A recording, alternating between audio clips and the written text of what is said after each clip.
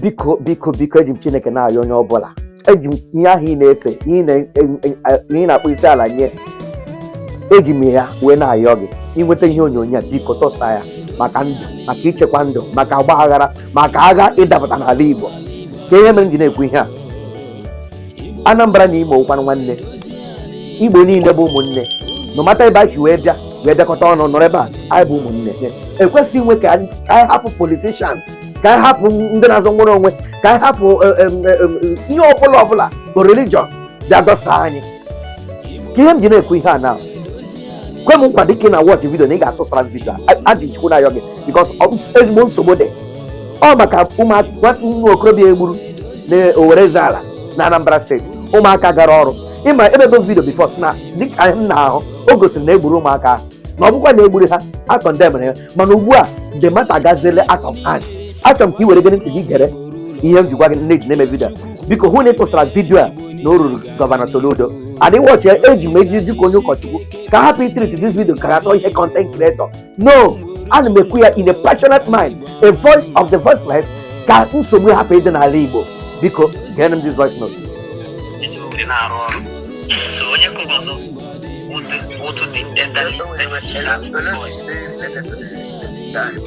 Okay, all my community, I see the same community, same kindred. One number no, I remember no, is Oma Uchowiri. So what the yes, I can all over. Then, before you go on Anambra State, hey, was a Kaja secure good Oroka, a go with Adela, settle now, get my uncle.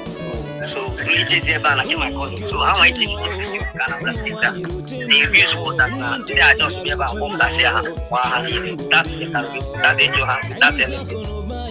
I send them their pictures now.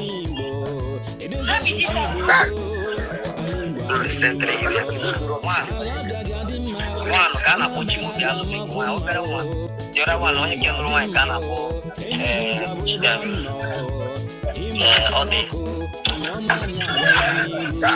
I'll forward the pictures now.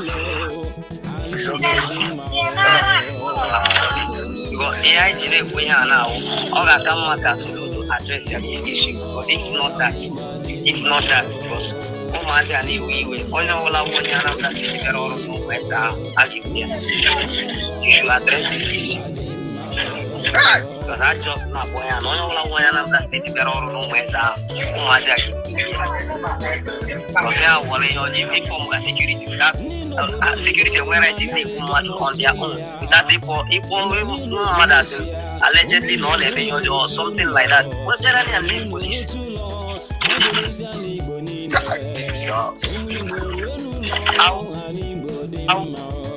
O doro m anya na ụlọ mere ihe ọzọ ya very pathetic. It is very disheartening.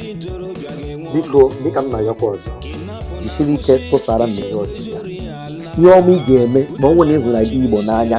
Ọ bụrụ na ihe gbasara Igbo na-adị gị mma, ihe ọ bụla ịchọ ka ọgbaghara dị n'ala Igbo, were aka udo, aka ọganihu, aka nwanne ya n'anya tụsa ihe ọnyanya ka o rute Soludo, rute ndị gọọmenti niile nke etinye ọnụ n'okwu a.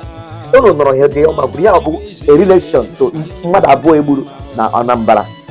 Ha si na ụmụaka onye nke a na-akpọ na bụ nwanne ya nwoke ọnkụ ya ka a gara ọrụ n'Owerri.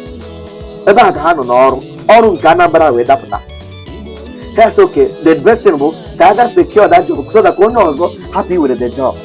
They quickly rush gawazie na Anambra to get secure. These two boys went there with the other man egburu. Ono hụrụ ewepụtago the other man ekinyekwa na helos. So it's going to go ebe ndị abata dị ajụ ha ajụ aka na ahụrụ ha na ọkọmputa bido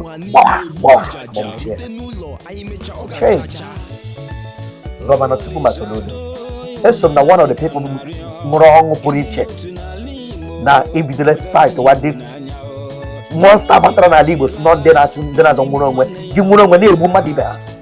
Anyị ga-ekwu eziokwu, onye na-ewe iwe ya nwụọ.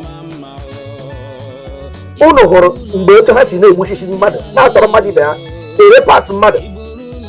Enyi m nwoke mụ na ya gụrụ skuul nọsị ụtụkwu to be precise, onye uli ka ọ na-abata na village na mgbede like this moto ka block ụzọ half ha mụrụ ma dawa moto ụdara vehicle ụdara side ya sị ka ya paakị ya zere ebe ma moto nke ọzọ na-agafeta agafeta ya ha stọpụ dị n'azụ moto ha ọma na ha nọ n'ime ọzọ ha rọcha out ụta ka esi kidnap ya buru Toyota Corolla ya mere 2 years ago rendered a boy useless after collecting the money. Thank God they didn't buy him. Here. But that Corolla is gone. They book the Corolla. See today. Call on a camper. Call on the phone. Voice note. Only do ha na kwado ha na obodo Igbo. Echikwa na juba. Voice note ha na ege. And I give you with so now working at some time. Now that I call on a run. I want to call him. I don't give a damn. But the parable open up the question. Chineke chekwa m na ezinụlọ nchekwa ụmụnne m niile chekwa ndị m niile ana m na-atụ mọbụkana m na-ekwenye na atọghachi ka ndị otu arụ ala ọjọọ metụta ụlọ aka gị na ezinụlọ gị na ndị ọ ga-emetụ gị ya emetụta gị anụkọ aka si ha baa ha n'ọnụ amen ise amen gịnị ka m na-ekwu na ya na gọvanọ biko address this matter kedu otu ị ga-esi eme address make a state broadcast demand that these people who are different should be brought to proof. Give a compensation to this family and that this family. Even the way he gave that will commensurate to all this promising young man. All go on and getting the native doctor now. They give you a oraka. They are home. This is a wine. Umaka will oraka. Oraka Cagarero. How home. To question. Only we know your yak way on your. So governor be credit Chinek and I of it. Igbo Chinek. Because labor Upuanya. It's like Haluti. Lavity. No, at least make investigation. But we need down to all the report. Confirm that no matter Akado Chababua. Then warn these people not to the Igbo mother by not even asking. I'm not you in the Kumako John that name in the kitchen near the Woodota. Mana Madage, you can only we will call Kakasha. Manage you. Sino ke babatara n'ụlọ ya bụ ụlọ ya ọkụ anaghị eme ya gọvanọ debere anyị ụmụ nwakwanụ ndị na-achịara dizel na-ejisi akọ mmechara ọnụ ekwe nwere ụmụaka ekwe ndị solidi na-akwado ana m achị otu esi na-achị adị vidio ụmụaka egbu oge ndị achị ha ndị arụ ala ndị agburu a local government chairman nke olu anyị nụrụ mgburu onye abụ temple dị ya hụ anụrụ ya ụlọ achị akwara na nwa oge gburu nwa dị Igbo bụ soja bịara ịlụ gị egbuo ya fụọ ya mmasị bitere na mbimbi ya onye na-ekwu mbimbi ahụ kwa tempụ bụ na ọnụ ya bụ na Chukwuta wee shia ya kọndem ya ọnwụ na ịkọndem ka ndị na-alụ Chukwuta kọndem ya ihe ọbụla bụ ya rụwa arụ ma ụmụ Soludo gburu ma ndị kasarị dịkọba gburu ma ndị Fulani gburu ma ndị unknown gọọmenti gburu ma ndị Saha Biafra Liberation gburu nke ọbụla ndị ọbụla gburu ihe gburu a ga-akọndem ha ọnwụ I don't care onye gburu you live I live your freedom ends where my freedom starts or your freedom starts where my freedom ends so whatever I do to put there oge akọ ha n'ọnụ biko tụsa ha n'ihe onyonyo ka ahịa hapụ ịbanye n'agha steeti na pe ha sị any day ha hụrụ onye ọbụla bụ onye Anambra bịara ọrụ na their village ha ga-egbu kwesịrị to governor this is an urgent message this is urgent medicine address before ya the village. Atambo kwa studio